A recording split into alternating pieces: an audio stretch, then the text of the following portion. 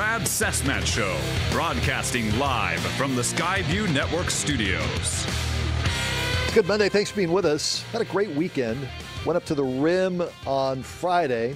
Was old school. You know, we have friends who have RVs and all that stuff, but I just said, you know what? Let's get out of here. Let's take our dog and just the missus, the Charger fan I've slept with for 28, 29 years, whatever it is.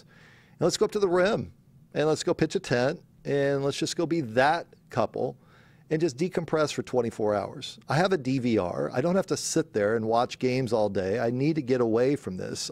Guys, you're in the same space. If all you do every weekend is watch game after game after game, like Eric was down watching TCU, poor TCU, or poor SMU rather, showing up on the doorstep of TCU, but he gets away and he goes down there and he hangs out with his friends and he comes back, and I'd say you're much better when you get away. Just me. Yeah, I'd say so. Yeah? I mean, it's important that I get away. And when you're at a game, you're not sitting there like the journalist, the objective. No. It's nice sitting in a seat instead of a press box. Do you paint your face? No. Do you have signs? Do you? Nope. You're not much of getting hammered, so that's not you. No. So I wore a white TCU shirt because it was a whiteout Saturday. Oh, it was a whiteout. It was I mean, and it was a good day for a whiteout in Fort Worth because it was about 97 degrees at kickoff. So I sent Eric a text about, I don't know, during the start of the ASU game. So I was back in time to watch that live.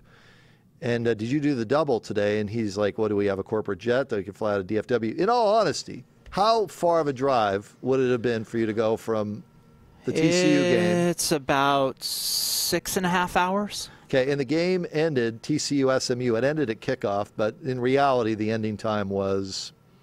Oh, it was a close game. I mean, it was not. I mean, the score was not indicative of how close of a game it was. All right, but the Ponies put up a fight. They did. It was a game until about the start of the fourth quarter, and then. Right. But you could have driven. My point is, you could have gone to Lubbock if you really were into it. It would have been like halftime? No. You would have got there at halftime? No, I would have missed it. Entirely? Yeah, I would have missed the whole thing. Yeah. I mean, maybe with the weather delay, I would have been there for the fourth quarter. But that's a horrible drive. I mean, like... What's the flight cost from Dallas to up there? No idea. I've never been to Lubbock. I know where it is. I know it's in the Panhandle. Who would want to go to Lubbock? I don't know. I would. Those are two really bad teams, in my opinion, that played Saturday night. There was not much... And Jeff Van Raphorst is going to be with us here in a little bit on the college end. It was just two teams that aren't very good in the bottom part of their conference. I was curious, Brad, when I opened my phone on Sunday, if I'd have a slew of tweets about Todd Graham's time at ASU being over and Ray Anderson pulling the plug and it's time to move in a different direction. But that, I guess, is not the case, and that maybe this isn't the right time for that. Well, I don't think it's the right time yet. So those three games, none of them were within the conference. So you open conference play this week. So you could make the argument, and I actually thought ASU got a little bit better in some areas, but you have to look at it and say it's against a bad team. And people are going to say, well, the final score, what game are you watching?